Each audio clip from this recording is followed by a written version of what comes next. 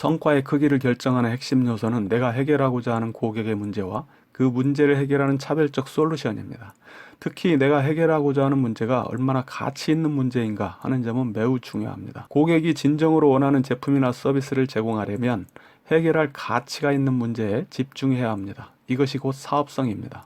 P2P 개인 신용대출 투자 서비스 렌디스의 창업자 김성준 대표는 2014년 즈음 공부하고 사업하며 5년간 미국에 있었는데 사업자금이 필요해서 한국에 들어왔습니다. 3천만 원을 대출받으려 하니 제1금융권 은행에서는 대출을 거절당했습니다. 저축은행에 갔더니 1,500만 원을 대출하는데 이자가 22%였다고 합니다.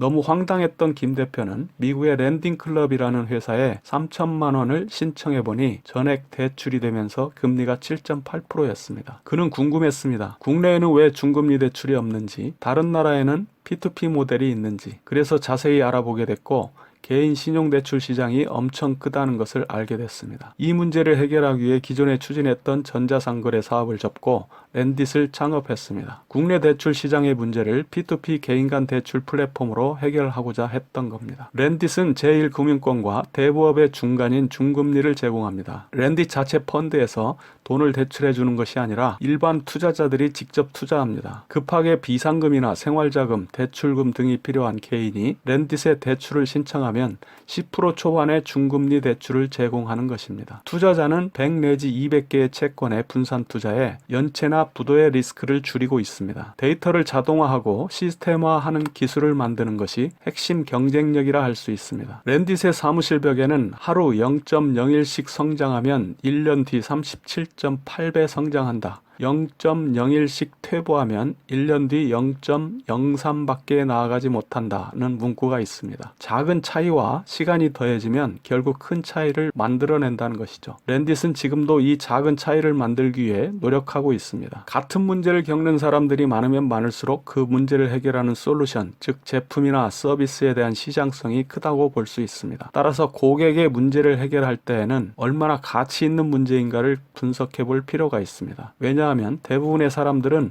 불편함을 감수하기 때문이죠. 돈이 들어가니까요. 그래서 돈을 지불하면서까지 해결을 절실하게 원하는 문제인가를 따져봐야 하는 것입니다. 문제가 대상자의 삶의 질과 직결될 정도로 시급한가? 문제 때문에 고통받는 사람들의 수가 점점 늘어나고 있는가? 당사자 외에도 많은 사람들이 문제의 심각성에 대해 공감하는가? 장기적으로 보았을 때 이 문제가 꼭 해결되어야 하는가? 문제를 해결했을 때 많은 사람들에게 혜택을 주는가? 이런 점을 고려해야 합니다. 해결할 가치가 있는 문제를 선택할 때 그에 대한 보상도 클 것입니다.